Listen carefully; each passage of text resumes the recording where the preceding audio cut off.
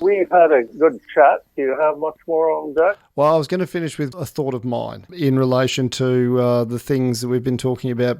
Things like trigger warnings that have been developed in these departments and safe spaces.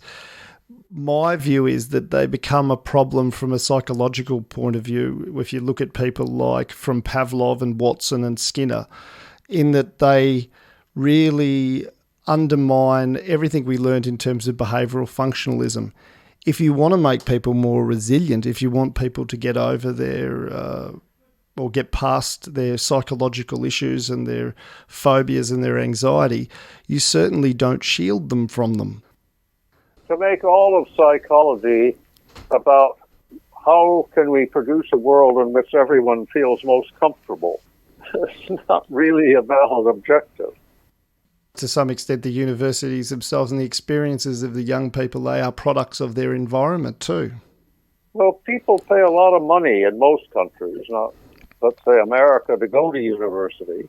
And when parents fork out that amount of money, they don't want getting a degree to be too difficult, do they? You want it to be easy. It's hard to make it easy in physics and chemistry and maths, but we found a way to make it easy in the humanities.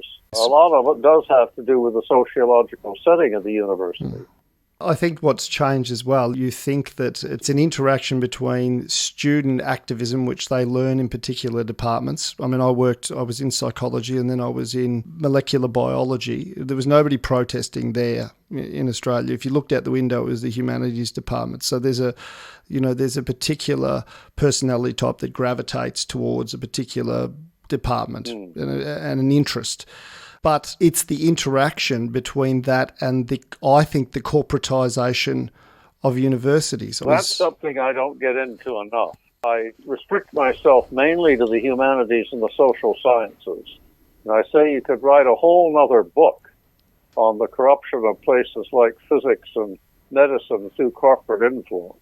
I just didn't have the energy or the knowledge to undertake that task. And that's my take on it, is that you have a university that essentially doesn't have the ideology of places like Chicago, because if you're corporate, you don't stand for anything. You stand for getting as many clients. Students aren't students anymore, they're consumers and clients. Getting as many students in there, getting as many international students as possible because they pay more money. CEO wants a quiet life. Yes. They don't want people who upset students. They want students to pay their money, get their degrees, and everyone be happy. And that's an ideal university. Well, if you're a consumer, you shouldn't fail a subject because you're not getting consumer satisfaction, are you? No, you're not. But you may be getting a certificate that will help you earn a living. Yes, yes. Thank you, Jim.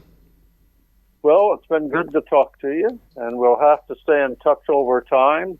In a few months' time, the book will be more affordable because the paperback edition will be out. And I may get in touch with you so you can alert people when that's the case. Sure. Well, thanks for talking to me. Yeah, thank you. So bye-bye then.